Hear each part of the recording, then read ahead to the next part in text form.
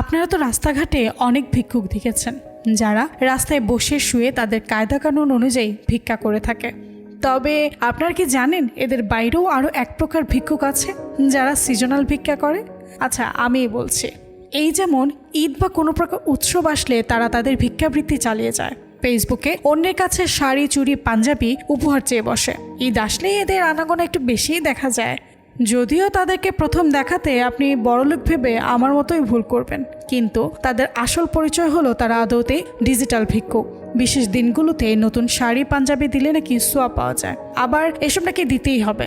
বাঙালি কিছু পারুক বা না পারুক, এসব আজগুবি ফতুয়া বেশ ভালোভাবেই দিতে পারে। শুধু তাই নয়, ফেসবুকে রীতিমতো পোস্ট দিয়ে বলবে এমন একটা শাড়ি পাঞ্জাবি তো আমিও পেতে পারি। আমি বলছি কি, যারা যারা ফিতরার টাকা কাকে দেবেন বলে ভাবছেন তারা সে টাকা এ সকল ডিজিটাল ভিক্ষুকদের দিয়ে দিতে পারেন। না আপনার সোয়াবও হলো, আবার তাদের কিছুটা উপকারও হলো। তাদের মতো আরও একদল আছে যারা রোজায় মেয়ের বাড়ি থেকে ইফতারের নামে ভিক্ষা চায়, তেমনি কোরবানি ঈদে আবার মেয়ের বাড়ি থেকে নাকি গরু ছাগলও ভিক্ষা চেয়ে বসে। কি লেভেলের ভিক্ষুক চিন্তা করেন একবার। এসবকে নিয়ম বলেও চালিয়ে দিতে চায়। একজন মেয়ের বাবা মেয়েকে বিয়ে দেওয়ার পর তার সাথে আসবাবপত্র, ফলের সময় ফল, রোজার সময় ইফতার, কোরবানি ঈদে গরু বা ছাগল এসব দিয়ে থাকেন।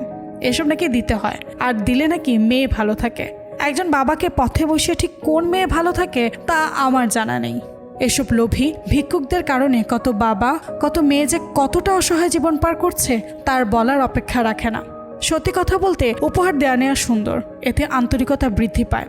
তবে সে আন্তরিকতার আড়ালে যদি কুসংস্কার কিংবা মন্দ প্রথা থাকে তবে সেই প্রথাকে সবার না বলা উচিত এবং অনতিবিলম্বে বন্ধ করা উচিত।